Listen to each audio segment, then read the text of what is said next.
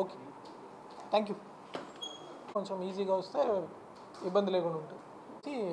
ఒక పోస్టర్ లాంటిది ఇచ్చేసేయండి.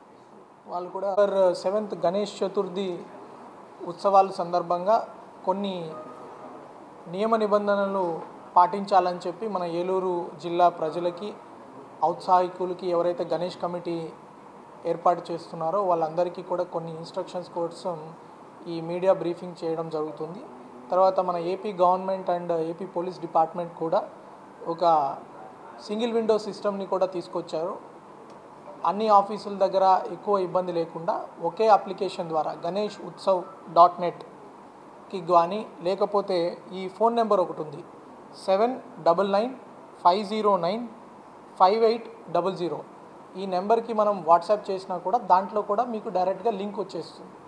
ఆ లింక్ ద్వారా మీ వివరాలు నమోదు చేసుకొని మీరు ఎంత పెద్ద విగ్రహం పెట్టాలనుకుంటున్నారు, మీ మండపం సైజ్ ఎంత, మీ కమిటీ మెంబర్స్ ఎవరు, ఆ రెస్పాన్సిబిలిటీ తీసుకునే వాళ్ళు ఎవరు, ఈ వివరాలన్నీ మీరు నమోదు చేసుకున్నాక ఆటోమేటిక్గా ఆ యొక్క అప్లికేషను డిఫరెంట్ డిపార్ట్మెంట్స్కి ఫార్వర్డ్ చేయబడుతుంది.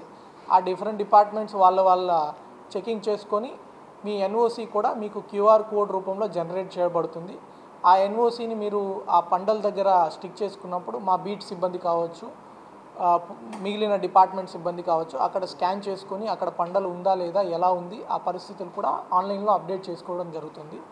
దీని ద్వారా ఈ సింగిల్ విండో సిస్టమ్ ద్వారా ప్రజలకి, ఈ గణేష్ ఉత్సవ కమిటీ వాళ్ళకు కూడా సులభతరంగా ఆన్లైన్లోనే ఎన్ఓసి తెప్పించుకోగల సౌకర్యం ఉంటుంది.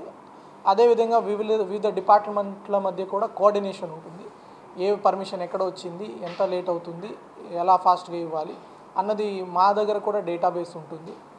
ఇంకొక ముఖ్య విజ్ఞప్తి ఏమంటే, మన గణేష్ కమిటీస్ ఎవరెవరైతే ఫామ్ చేస్తున్నారో ట్రాఫిక్కి ఎట్టి పరిస్థితుల్లో ఇబ్బంది లేకుండా, ట్రాఫిక్ ఇది కొన్ని రోజుల పాటు జరిగే కార్యక్రమం కాబట్టి ప్రజలకి ఎలాంటి అసౌకర్యం జరగకుండా వాళ్ళు ఈ పండల్ని నిర్మించుకోవాలి, ఆర్గనైజేషన్ చేసుకోవాలి. తర్వాత ఈ బాణాసంచా కాల్చడము అప్పుడు కూడా హాస్పిటల్స్, దగ్గరలో ఉన్న హాస్పిటల్స్ కావచ్చు, వృద్ధులకు కావచ్చు, శబ్ద కాలుష్యం చేయకుండా ఈ మైక్ కూడా భక్తి పర్పస్కి మాత్రమే వాడడము. ఈ ఎక్కువ డీజే బాక్స్లు ఇవన్నీ పెట్టి అనవసరంగా వృద్ధులకు లేకపోతే ఇంకొకరికి ఇబ్బంది, చదువుకునే పిల్లలు ఉంటారు, వాళ్ళకి ఇబ్బంది లేకుండా మిత పరిమితిలో సింగిల్ మైక్ సిస్టమ్ పెట్టుకొని చేయాలని మా కోరిక. నెక్స్ట్ ఇంకా మనము ఈ ఎవరైతే ఉత్సవ కమిటీ వాళ్ళు ఉన్నారో కూడా చాలా విగ్రహాలు మన జిల్లాలో పెడతారు కాబట్టి ప్రతి చోట పోలీస్ బందోబస్తు ఇవ్వడం అనేది సాధ్యం కాదు. ఈ విగ్రహం ఎవరైతే ఏర్పాటు చేస్తున్నారో దాన్ని పరిరక్షించుకోవడము, దాని చుట్టుపక్కల కొంచెం సెక్యూరిటీ చూసుకోవడం కూడా ఆ గణేష్ కమిటీ వాళ్ళు యాక్టివ్గా ఇన్వాల్వ్ అవ్వాలి. రౌండ్ ద క్లాక్ కూడా వాళ్ళు షిఫ్ట్ వైజ్ ప్రకారం ఎంత విగ్రహం సైజుని బట్టి, ఆ విగ్రహములో ఎంతమంది వస్తారన్న దాన్ని బట్టి, ఎప్పుడు ఒకరా, ఇద్దరా, ముగ్గురా, ఎంతమంది ఉండాలన్నది మా పోలీస్ వారు కూడా అక్కడ పరిస్థితిని బట్టి, వాళ్ళ కమిటీ సైజ్ని బట్టి డిసైడ్ చేసి పర్మిషన్లోనే మెన్షన్ చేసి ఇస్తారు.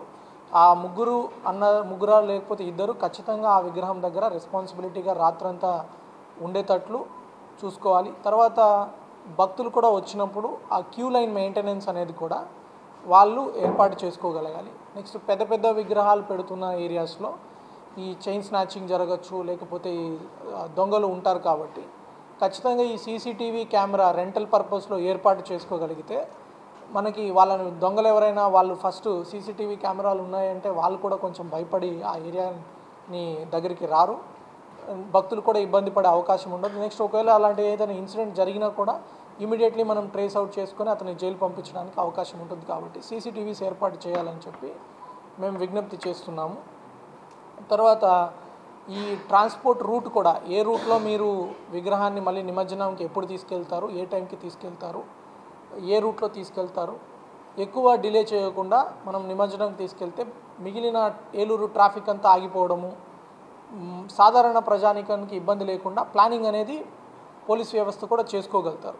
ఏ రూట్లో నిమజ్జనం చేయాలి, ఎప్పుడు చేయాలి అన్నది ఒక స్లాట్ సిస్టమ్ పెట్టేసి వాళ్ళకి ఇవ్వడం జరుగుతుంది.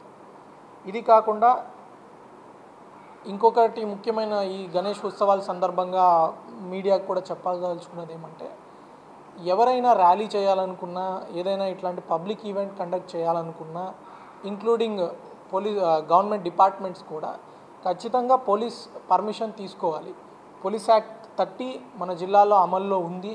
ఈ పోలీస్ యాక్ట్ 30 ప్రకారం ప్రయర్ పర్మిషన్ తీసుకోవడము ఖచ్చితంగా చేయాలి. వితౌట్ పోలీస్ పర్మిషన్ మీరు ఏదైనా ఈవెంట్ కానీ ఆర్గనైజ్ చేస్తున్నారు అంటే అది చట్టరీత్యా కూడా దానికి శిక్ష, పోలీస్ కేసు రిజిస్టర్ చేయడం కూడా జరుగుతుంది.